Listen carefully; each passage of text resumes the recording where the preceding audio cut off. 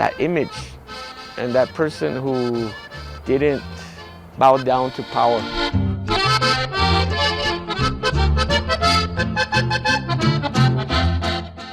Someone from the people. He was someone who was poor and who was capable to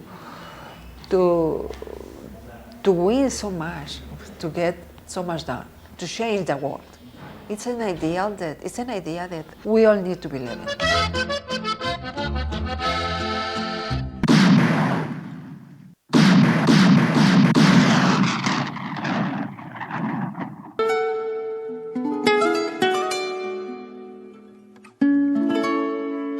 July 20th, 1923. It's the day the life of Mexican revolutionary and guerrilla leader Pancho Villa would end, and at the same time, the day his legacy would begin. That Robin Hood image of Villa, and Villa was more complicated than just a Robin Hood. I mean, he was a guerrillero with a very advanced army.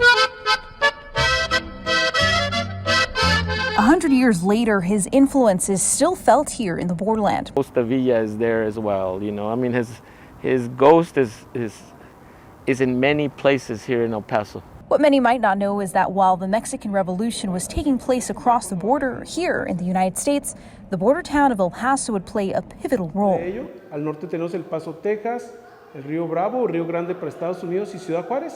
A place just far enough away from the battle to regroup and replenish, Villa would base his headquarters in the Sun City. It was easy to transport arms, people, food, everything that you need for a war.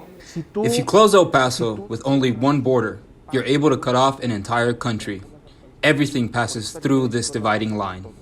And for quite a while, Villa would freely walk through the streets of El Paso, frequenting places like the Plaza Hotel, Keeples Building in downtown, and the El Paso Sheldon Payne Arms Company near the International Bridge. That would all come to an end after the Battle of Columbus, New Mexico, where 17 Americans were killed. And the time came when they decided they needed to get rid of Villa. In a twisted fate, the last words the revolutionary would hear before being ambushed and killed in a hailstorm of bullets would be the very words that once hailed him a hero. Viva Villa. When they assassinated Villa, he was replaced with a legend. And for those of us who have dedicated our lives to history, we've dedicated our lives in search of the truth. A hero, a villain, a man. It's been 100 years and we're still sitting here talking about Pancho Villa. Why should we continue to care? Because if you want to understand why there's barbed wire here, you got to realize that the first calls for barbed wire were 100 years ago. They were made to keep out Chinese immigrants. Whatever the history books decide to write him as, history leaves a legacy. It doesn't go away. So stuff that happened 100 years ago, maybe they don't have the same reasons for doing it, but it continues to be important. His name will continue to live. So the kind of oppression of fronterizo people that Villa in his own way was trying to address is still there. It hasn't gone away. So history on the border repeats itself.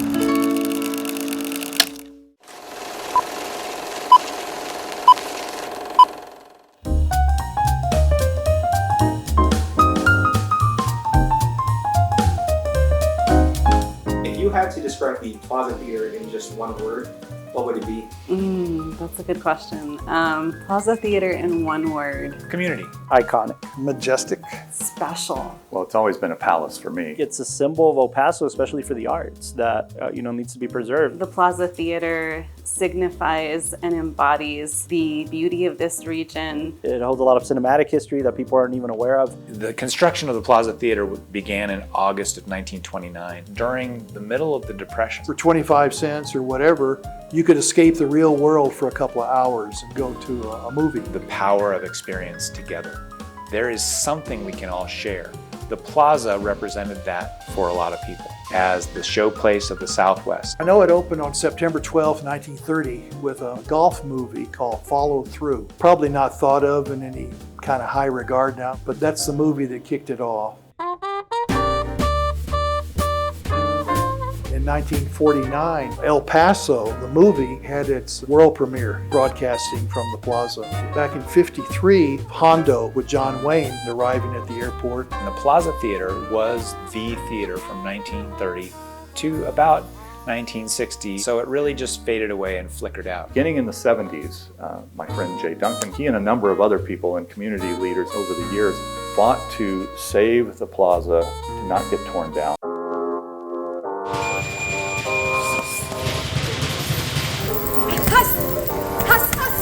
So my name is Stephanie Hahn. I started boxing when I was 10 years old. I stopped boxing when I was 21 years old. And I started boxing again at 30. So I've been training nonstop for the last 3 years.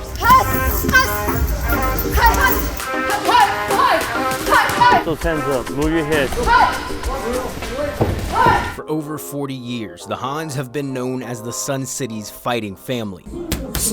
Well, the Hans are very special people. They all have different styles, different personalities, but the thing they have in common, they're all winners.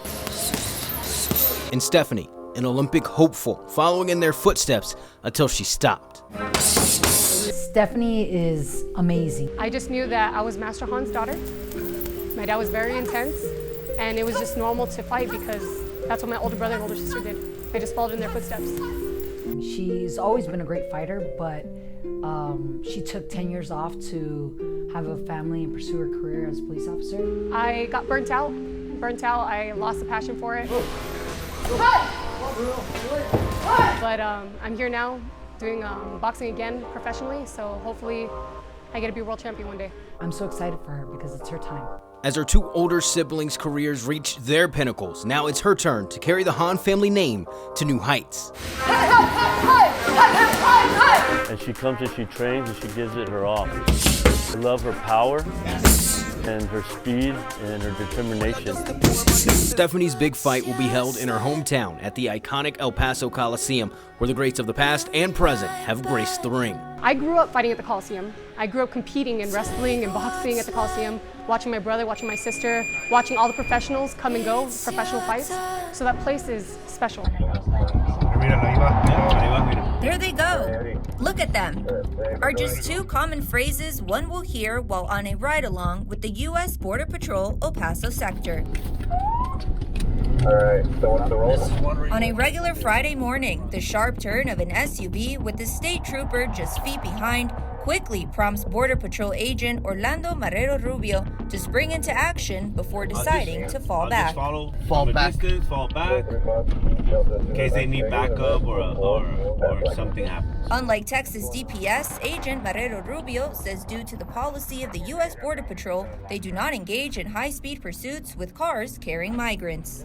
Despite not being allowed to chase, BP agents were still able to assist while the migrants were taken into custody by the Texas Department of Public Safety. 4 people of different ages and backgrounds can be seen sitting in front of a car while Texas DPS troopers interrogate them. As one call ends, another one begins just a couple of streets away. Yeah, for one of the northern ATV. This time leading to the capture of a young man with the assistance of Sunland Park police officers on ATVs. Yo entiendo que no sepa el nombre, pero la camisa, el color de camisa. Agent Marrero Rubio can be heard questioning the passenger about the clothing of the driver before he is handcuffed and taken away. Agents with the El Paso Border Patrol sector say that migrant encounters have gone down in El Paso this fiscal year in comparison to the last fiscal year. However, in this area of Santa Teresa, New Mexico, migrant encounters remain very much active as the migrants in this area often try to evade arrest. Agent Marrero Rubio explains every migrant's reason to avoid detection is different, but they all add to the challenges agents are exposed to. Previous illegal entry into the United States, to kidnapping, drug trafficking, homicide, sexual predators, sexual abuse, and so on. That's the biggest challenge, that we are seeing two sides of the migrant situation. He adds agents have also faced assaults from those trying to avoid being detected or being arrested. We have had situations where more than likely it's a smuggler or a transnational criminal organization member that tries to assault us, or in some cases try to distract us from accomplishing our mission. And we are not going to tolerate that. Not only are agents faced with the duty to detain and process the people they encounter, the environments where agents work come with challenges of their own. In the urban, our agents have seconds to minute to make that apprehension. You know, in the rural, we have minutes to hours. But in the remote, we've seen migrants that have been walking for days, even weeks, without reaching any civilization. Border Patrol agents often have to get out of their units and track the footprints of migrants, which can be more difficult depending on how soft or hard the sand is in the area. In efforts to help their agents, Marrero Rubio says the U.S. Border Patrol is advancing their technology through systems like the autonomous surveillance tower. The camera operator has eyes on us right now. So more than likely, if he spots that we're close, he'll let us know and we'll get down on foot and make that apprehension. Even with the help of Texas DPS and now Sunland Park Police, Marrero Rubio says nothing has changed for the U.S. Border Patrol when it comes to how they enforce federal immigration laws. He says they will continue to do what is needed to protect the nation's border.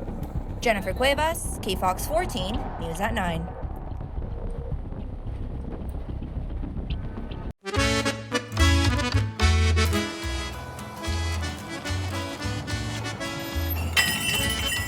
What are we doing? Well, now we're getting ready for World Menudo Day coming up on January 1st. What is it? It's a free giveaway for 5 people. And for every week throughout the year, for 2 people, it'll be full complimentary breakfast menudo for a whole year. What am I smelling? What do you guys have back there? Right now, I'm prepping menudo for tomorrow.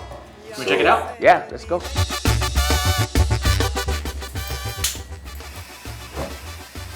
How many people can you feed with this? So usually each one can feed about 100 people. So usually this will feed about 300 people. The World Menudo Day, how many people do you have here eating your menudo? Actually, I have a full house on the New Year's Day. Because last couple of years I've had full houses, and I ran out of menudo. Do you get the same people trying to enter your contest to try to win the menudo? A lot of people, yes. Because they try to better their chances of winning. They're like, I've been doing this for 10 years and I haven't won yet. It was like, hey, it's like buying a lottery ticket. Do you love menudo? Oh yeah. Why? Why? Because I was raised with it. My aunt was the founder of this place. The restaurant's been here since 1954, so it's been 70 years. So we've been having menudo since way back when. That was your tia? Yeah, that's my tia, yes, sir. You making her proud? Oh yeah, I think so. I hope so. I just paid attention to what she did. Her wisdom and her knowledge of the basics of food preparation. You can go anywhere, you learn all the basics, you can go anywhere and be successful in any kitchen you want.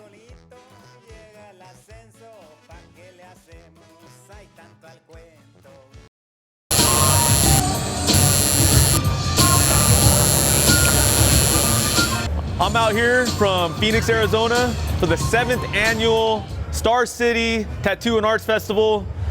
I love it out here. I love Chuco Town. Star City, it's the 7th annual, so you know they're doing something right. We have artists from all over the country. We actually have artists from Mexico out here tattooing. I mean, over 1,000 tattoos get done over this weekend. It's a beautiful thing. Everyone's out here, the camaraderie out here, everyone gets along. It's amazing, man. There's a lot of amazing artists here. You know, and El Paso is a great city, man. I love it here. The one I'll be doing today, it's really good. I really like the clients, the ones when they give me the creative freedom. Sometimes they have some really pretty good ideas, but they come to me for the help, you know, so they kind of pick my brain and they just trust in what I do, and then in the end, the outcome comes out pretty good. It's something that I've been imagining in my head that I've been wanting to do for a couple of years now. I go to a lot of conventions throughout the year. When it comes to talent, when it comes to artists' ability to just create, Chuco Town, there's a reason why I come back. Because I don't have to be here. I want to be here. I love Star City. I love El Paso. I love the art out here. I love the culture out here. It's his own, man, it's beautiful out here. This city is filled with a lot of amazing artists.